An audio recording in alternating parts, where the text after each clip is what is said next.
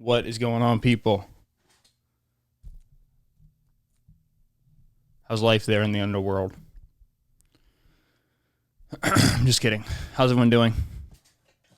Welcome to the world. Welcome to the podcast. Welcome to my bedroom. I just took my vitamins and my minerals and my pills, and I'm choked up. And I've been eating Big Ziti. It's 10:30 this morning. This is how my morning's gone. I woke up in a sheer panic. I'll explain to you why I was in a panic. But I woke up this morning. I went to the bathroom. I peed for a solid 2 minutes. And for my guy listeners out there, you know what? Maybe for my female listeners out there, it was a pee where it wasn't a super soaker. It was a lengthy pee. It took a long time, but I peed it all out. I hopped up on the scale. It was 197. It was 197. I went downstairs. I had a Bang energy drink because I'm a psychopath. I wanted to wake up at 5:15 to go running, but I didn't do that because I'm a bitch. So I woke up. I watched Love It or List It for a solid hour. Then I realized I'm a lazy piece of shit. And I think my table's breaking. I should probably do something about that. But I was like, I'm a lazy piece of shit. I need to do something with my life. So I got on my shoes. I went running. I sprinted the first mile, like 7 minutes and 10 seconds. I was so tired. I fucked up. I messed up bad. I was absolutely exhausted. Only made it 2.5 miles and I had to walk back to my car. I got back here. I packed up all my food. 10 o'clock, 9:45, 10 o'clock. I packed up all my food for work, which my mom, she called me up and she was like, do you want to make dinner? And I made dinner. But then I was like, nah, I don't really want to make dinner. So I made breakfast. And then I continued to make Big Ziti because I love Big Ziti. And now I have Big Ziti for dinner twice. Or actually I packed it up with beef I made. So I have like 4 ounces of beef, 200 grams of Big Ziti, 3 ounces of beef, 200 grams of Big Ziti for my meals this evening. So for my 6 o'clock meal, or actually it's going to be like my 7 o'clock meal, then my 9 o'clock meal, I have Big Ziti. Then I made a Big Ziti with 2 fried eggs on top of it this morning for breakfast. I ate that at 10 o'clock. I still haven't brushed my teeth yet. And I know it's disgusting, and I understand, I get you, but here's my concern, here's my issue. There's 2 comedians out there named Tom Segura and Bert Kreischer. And they are, like I said, comedians, so they're hilarious. They're both funny.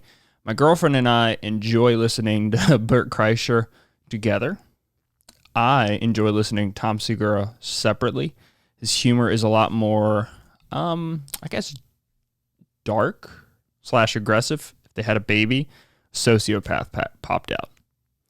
So I like to listen to his comedy by myself. I find it hilarious. But they kind of have this like bet going on where, not a bet, but an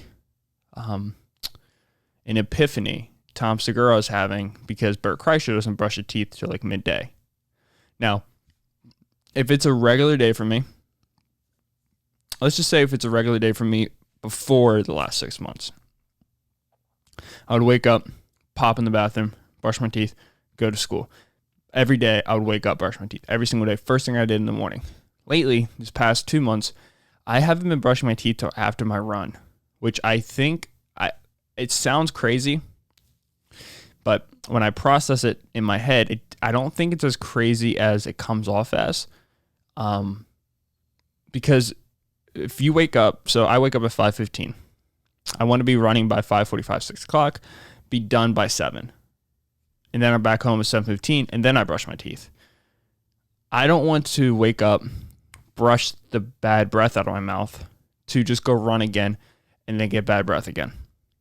And since I'm running, I'm not concerned about what my breath smells like. I hate talking about breath so much, so I apologize for anybody out there who's like eating breakfast or just a normal person and finds this disgusting. I apologize. I'm sorry. But I'm not really concerned about talking to people because it's super early in the morning, and I'm not going to stop and have a conversation with anybody. I'm just going to run, and then I'm going to come back and then brush my teeth. I do, after I brush my teeth that time, I will brush my teeth. I won't shower right when I get home. It's kind of nasty. I know, it's disgusting. But I will go about my day, wait till around noon, and then shower and brush my teeth in the shower. So that's twice I brush my teeth. The only thing that's different is sometimes, like if I haven't been running, like when school starts up, if I go to class or if it's online, I will brush my teeth first thing in the morning. So that's option one. That's like plan A or plan one, option A.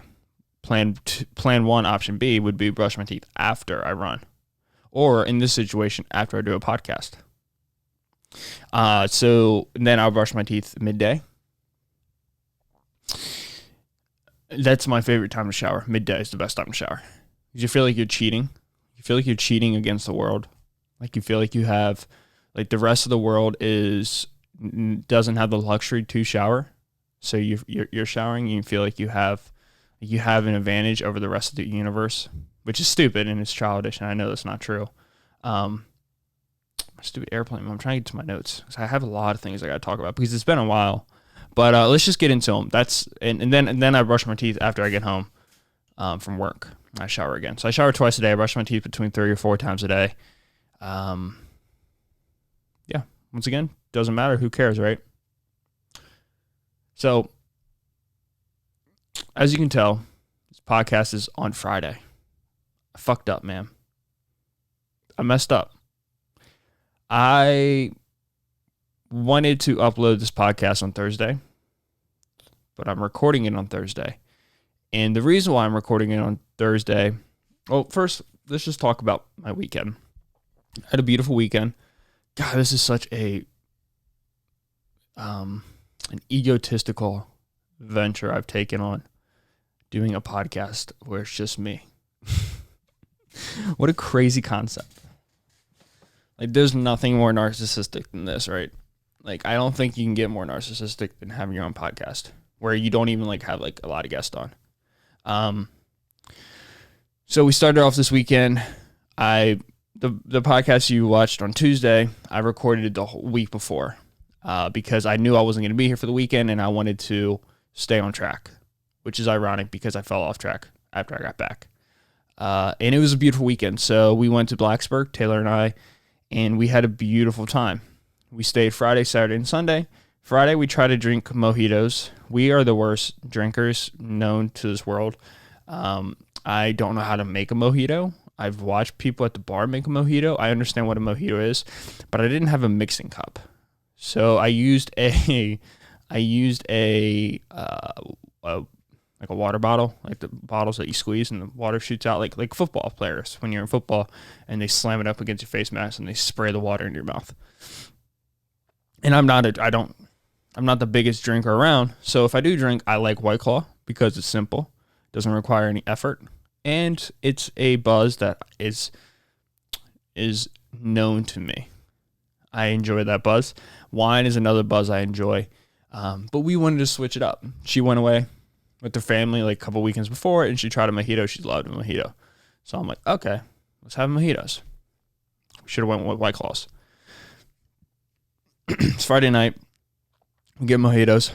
I take Bacardi. I dump it in this like mixing this squirt bottle. I take club soda. I mix it in there too. I take sugar. I mix that in there also. I don't know how much, just a decent amount, just to taste. And then I add mint, and I think that was it. Mixed it up. Didn't do the shaky shake. Should have done the shaky shake, but didn't have a shaky shake. And then I took out glass containers. I got a Tervis straw for each one of us, popped the suckers in there, squeezed the bottle, even amount. And it wasn't good. It was bad. But we did drink enough to get a buzz. And it was like 5:30. So we started too early. We watched a movie that was horrible. And then we started watching a movie that was good. By that time, we fell asleep. That was Friday. Saturday comes along. And the plan is for me on Saturday, which was also the plan for her, is we were going to go hiking and eat. That was the main thing. Every time I go on like vacation, and I know this is not healthy, I just want to eat food. I just want to eat a lot of food. I just want to eat a lot of good food. So we did that. I ate a lot of food. I actually left Friday morning at like 196, came back at 210 pounds. Came back on Monday, and now I'm back down to like 195, 196 in the morning. So I'm back down to my weight, but I was making a joke around work before I left on my vacation. Older I get, if I get a weekend off, I get so excited. I tell people about it because I'm a narcissistic person. That's a joke, by the way. I think it's a joke. But then again, I think narcissists would joke about not being about being a narcissistic and saying it's a joke. That's a narcissistic thing to do. Let me take a sip of my lemonade. I'm rambling so much on this podcast. I have a lot to say. And then when I have a lot to say, I don't say it. It like slows me down. I get like, I don't know. I kind of like freeze up under pressure. Even though there's no pressure because it's just me, myself, and I. Solo writing until I die. It's a G-Eazy song. One of his original songs. I digress. I might have a huge booger on one of my nose.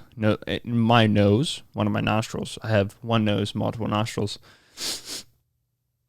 I'm trying to nose breathe lately because there was a podcast with Joe Rogan and this nose expert, this breathing expert, who talked about how important it is to nose breathe. And so I've been trying to do it lately. I think me attempting to do it has had me suffer a lot of boogers in my nose. But we hiked all day. That's what we did on Saturday. We hiked all day. Our dog went hiking. We went up this huge mountain. Not a huge mountain, but it was a waterfall. And it was a beautiful waterfall. And the time we got up there, it took us honestly like 45 minutes to get up the mountain. Like it was a lot more hiking than we anticipated. It was fun though. It was a great hike. It was beautiful. It was like a campground. It was like a camp. I think it was a Methodist child camp, Methodist church funded camp, right outside of Salem, Virginia, where they're actually putting in a Chipotle. But who cares? Why do you guys care? You don't care. You might care. Chipotle is hiring like 10,000 new employees because they're going to be doing drive-thru, which I find super fascinating. And like their online sales were up 281%. Obviously the indoor sales were down significantly. It's going to be really, really interesting to see how the economy moves on after this, where I think a lot of businesses are realizing how valuable it can be to have a very productive delivery system, have a very productive and valuable app to do pickup orders, to deliver orders. In the traditional sitting down restaurants it's always going to be there. The one thing I do wonder though is the same way that drive-in movie theaters kind of transitioned into sit down movie theaters, and how like drive-in movie theaters kind of faded away. They're kind of coming back now. I think they will come back a little bit, but nothing crazy. Once again, like the comedian Bert Kreischer, he does a comedy tour where he goes to drive-in movie theaters, and you sit in your car, and it's socially distant, 6 feet away. But it's going to be interesting to see what restaurants plan to do. If I was a restaurant and I have, or even like a Chipotle or something, you could just strip out all the seating, remove all. Let's say you have 1,000 square footage restaurant. I would say 40% of it's used for the kitchen, right? I would say probably 400 to 500 square footage is used for the kitchen. The other 500 square footage is used for a sit-down restaurant. And I know the people who buy food throughout the month probably pay off that rent for sitting down. But what if you just strip that away? You remove that, and then you're just a delivery and just a pickup service. It could increase your profit margins because you have so much less rent now. And I honestly believe that there's going to be a huge transition socially with people when it comes to, well, first is going to be the class of people that wear a mask and the class of people that don't wear masks from here on out. I think it's going to be very much like Japan was, how there was people, like for me, if you went out on the streets and you saw someone wearing a mask before this pandemic, you thought they were a crazy person.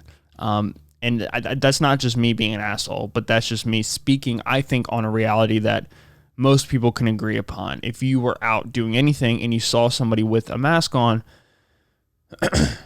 pre-COVID, where it wasn't a policy to wear a mask, you thought there was something wrong with them.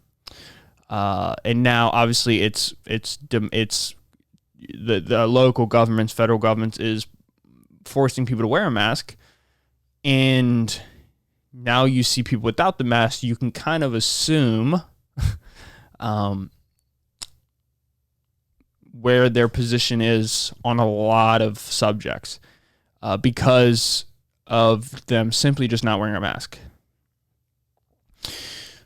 Or if you're inside of a store or restaurant and you can and where masks are mandated and you see someone refusing to wear a mask, you can kind of assume a lot of things. I think safely about their personality, where they stand on a lot of things, and frankly their arrogance and their ignorance. Just put a fucking mask on. It's not that difficult. And by the way, if you wear a mask, I can't believe I'm saying this. If you wear a mask in public settings, in stores, in restaurants,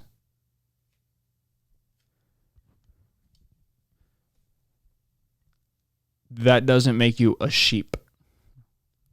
It doesn't make you a bitch. It doesn't make you weak. That doesn't make you unwoke. That doesn't make you stupid.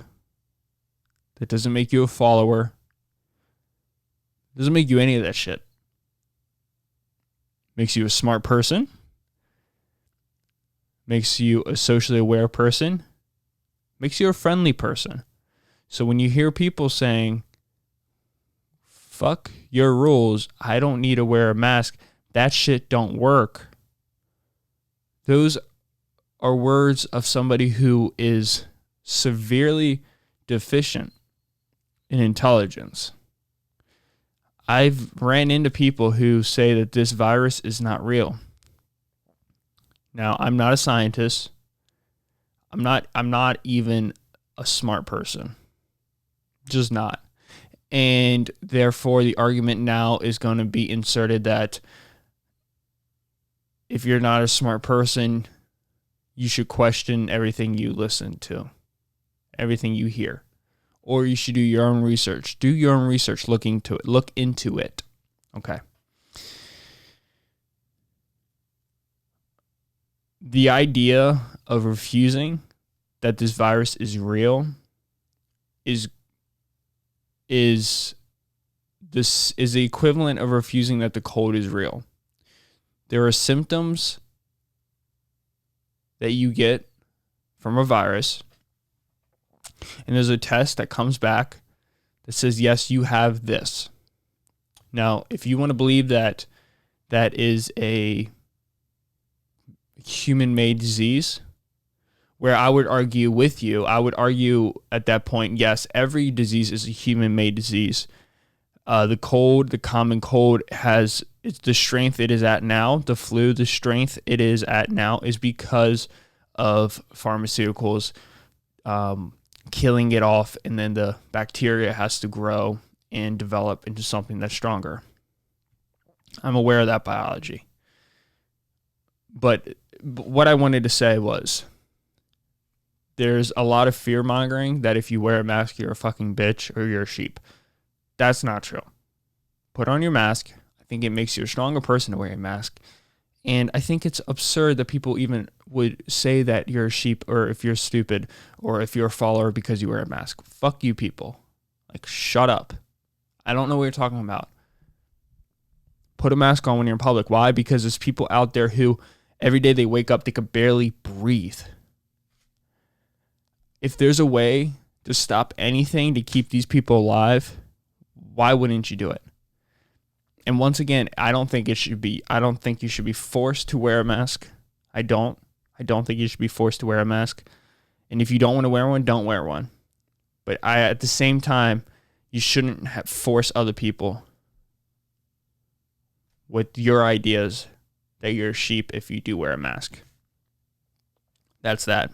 I love both sides. I love everybody. So I just think it's stupid that I hear people bullying other people into not wearing a mask. It's ridiculous. It's absurd. It's like the bully in high school who's very insecure and they have a broken life and they want to, instead of working with that, they want to hurt other people. It's bullying and it's embarrassing. It's embarrassing. It really is. It's embarrassing. So yeah. So the reason why the podcast is uploaded on Friday and the reason why it's not uploaded on Thursday is because from Monday, Tuesday, Wednesday, maybe it was just 2 days. I don't even know. I think it was, maybe it was Tuesday. My days of the week are completely, I have been completely confused. Dude, today's the opening day of baseball. I'm so pumped. Basketball's starting back up. Seems like we're finally starting to get back to a normal swing of things. Thank God. It looks like there's a vaccine coming out. By the way, get the vaccine. Also, they're not putting chips in your nose when you get a test. They don't need a chip in your nose. They already have a chip on your wrist if you have an iPhone, an Apple Watch. They already have a chip on you if you have an iPhone. They're already watching you through your computer screens. If you have a phone, they're watching you on every street corner you go to. Why do they need to put a chip in your brain? And plus, Elon Musk and Neuralink, he's openly said he's putting chips into people's heads. Why would he do it secretly? If he's publicly saying I'll do it. He's publicly said it. So they're not doing that.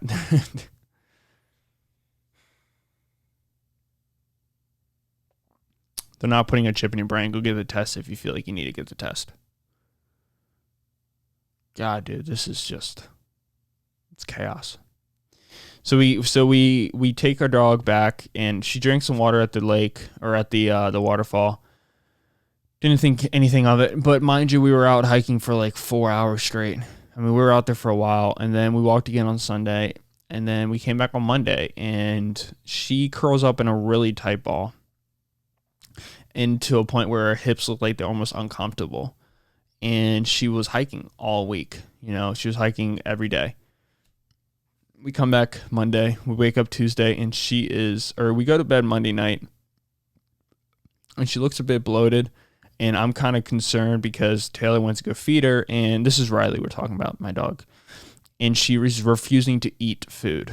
And I think I kind of recall Monday morning she was eating slower. I didn't say anything to Taylor because I'm just now thinking of it. I think she might have eaten a little bit slower, but I'm not too sure on that, honestly. She was moving around fine on Monday morning. But Monday evening she ate slow. When we got back home, like I said, she was sitting in the car the entire way. And we got back home and she started eating really slow. And I noticed her belly was extended. And if you Google extended or what does extended belly mean on a dog, what you'll see is it's like the worst possible thing. They call it, I think, the mother of all emergencies. So we saw that immediately and we're like, what the fuck? What? The mother of all emergencies? We started. So she was upstairs Googling it. I was downstairs Googling it, and then we just started panicking. We're like, shit, well, what's going on? So we wake up the next day. We weren't planning on going to the vet, but I saw her walking down the stairs, and she was walking very slowly. So at this point, she's lethargic, which is not like her. She ate dinner very slowly. We didn't feed her breakfast. She went to the restroom that morning, Tuesday morning. She's walking very uncoordinated. Wednesday morning, she couldn't even get up, which is the day after. She got up and fell. So I was really concerned. I thought it was a neurological thing. I thought she had like a parasite in her brain, or because she drank the water, and I thought she had like she drank something out of the waterfall that got into her brain. Because I used to watch Parasite Inside Me, so I'm very freaked out about that shit, which I think is a legitimate fear. And then we were pulling ticks off. I pulled like 3 ticks off of me on Saturday. We pulled 1 tick off of Riley, and I think Taylor didn't have any ticks. But I think that's because I was walking ahead of her during the hikes, so I think I knocked the ticks off of my body before she got any. So I think that's probably where it came from. So I was thinking, well, maybe it's a tick. We go Monday. They get 2 X-rays. The belly is extended. She's there for like 3 hours. We go to the emergency vet place. She's there for 3 hours. They come back. They say, well, she possibly has a doggy flu. We can't really do anything right now for her because they do a neurological exam. Everything comes back negative, which was good. Because that's what I was worried about. They do an X-ray. They can't find anything really in her tract system. But she hasn't pooped though, so they're waiting for her to poop. Or she did poop that morning, but she was still bloated. But they couldn't really find anything structurally damaged with her. There wasn't really a lot of giving signs. So we get her back on Monday. We feed her chicken and rice. So we feed her chicken and rice, and then Wednesday comes around, and this is when she can barely walk. Like, she's not walking at all. Monday night, I didn't sleep at all. I was panicking. Wasn't really verbally open with it with Taylor because I knew that she was panicking. So much so that we woke up at like 3:00 in the morning. We came downstairs and we sat there and ate Cheez-Its because we were so worried. It was crazy because I don't have a human kid. I have a dog kid, and I love her with everything I have. This dog is the world. I love her so much. And I was so worried about her. And, the older I get, the more I realize love is when you look at something or look at somebody and your heart breaks if they're not healthy and safe, more than when I'm not healthy and safe. If I'm not healthy and I'm not safe, I'm okay with that. But if like Taylor's not healthy and safe, or if my dog's not healthy and safe, I would do anything to make sure they get healthy and safe. And I couldn't do anything. And that it was hard. I wanted to cry, and I could barely sleep. I was panicking. I thought I'd wake up and she would be dead. Like it was real, and it sucked. And it sucked even more because, the vets didn't really know anything. But what they didn't know is they didn't seem too urgent about it. So I wasn't as concerned as if they said that something was going on and it was obvious. Like, let's say they were like, she's just like, we're worried about her, but we can't figure it out. Then I would be a fucking disaster. This is just a dog, dude. If I have kids, I'm gonna be such a mess, dude. I'm gonna be such a mess because I just love so hard and I get so scared. But the vets didn't seem too concerned about it. They didn't know what it was, but they also didn't seem too concerned about it. So we go back Wednesday and we take a few videos of her, and she can't walk.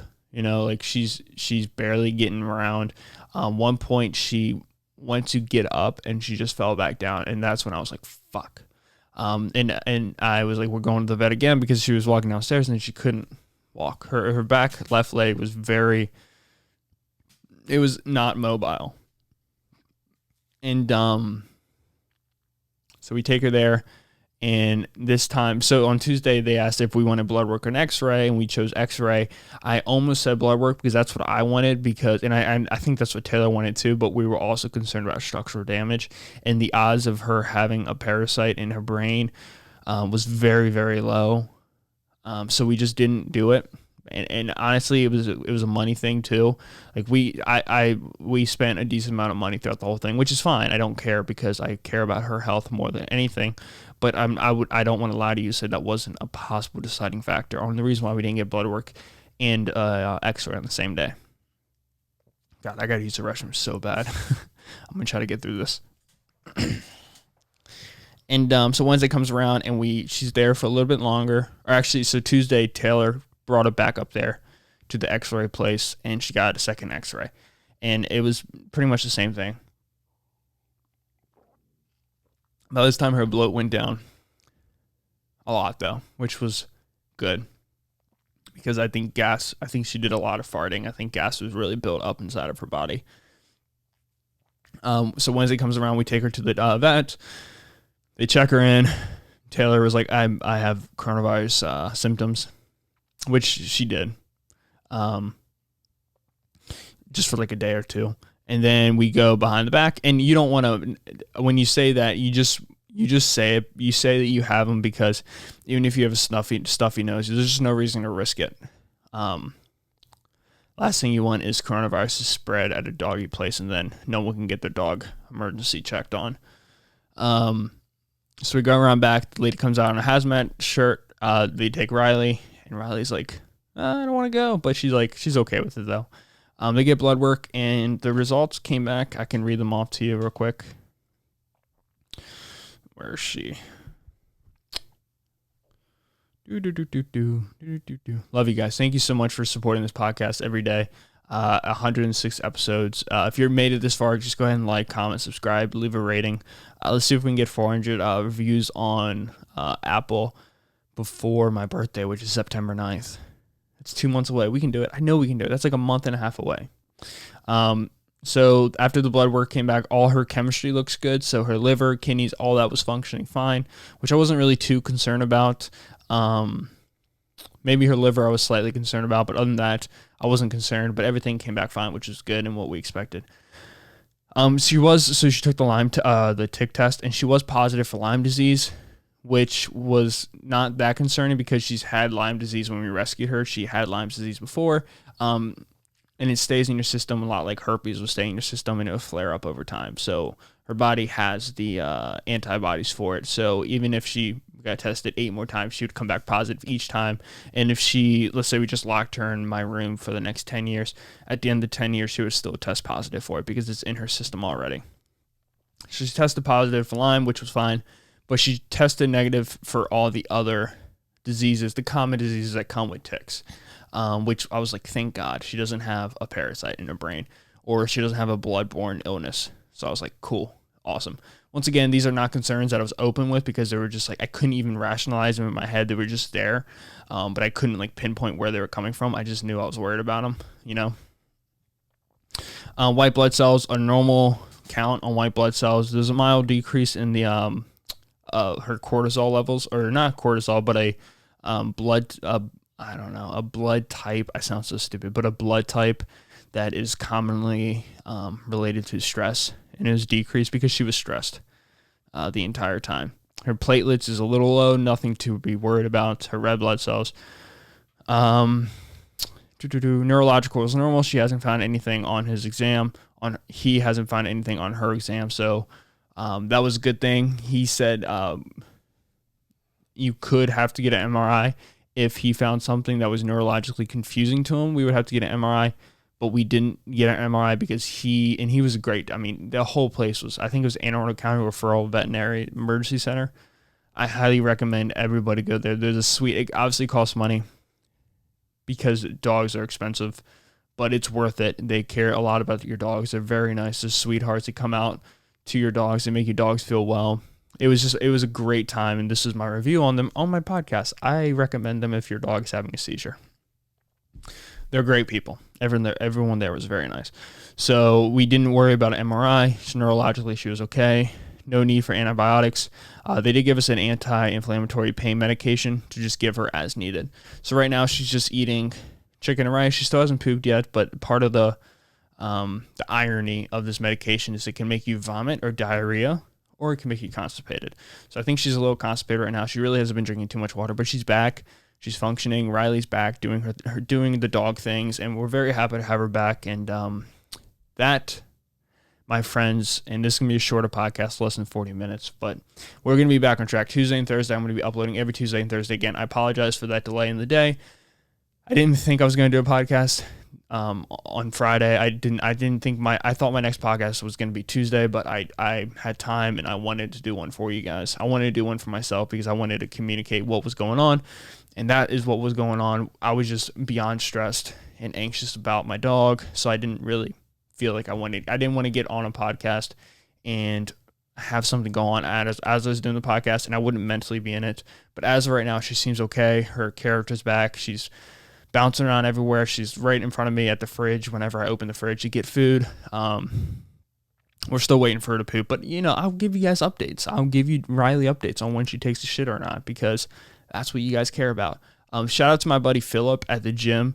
Thank you so much, dude, for getting me that book. I know the coolest people. This guy bought me a book, The Joys of Compounding. After I read my Comanche book, which is this Indian book, Rising Sun of the Comanche tribe or something like that. I'm going to talk about that in my next podcast. I have a lot of things to get into. I just wanted to explain to you guys what the delay was, why I didn't upload a podcast on Thursday. That was the reason why I was under a lot of stress and very anxious, spending money for Riley and Riley, to be completely honest with you. Both of them were stressful, and I wasn't really running, so I just kind of felt out of it, but we're good now. But yeah, guys, podcast on Friday. Thank you so much for that. I'll catch you guys on Tuesday. Go ahead and leave a rating. I'm about to shit my pants. I'll catch you guys on Tuesday. You guys are beautiful people. Continue to support. I'll catch you in episode 107. Thank you so much. See ya.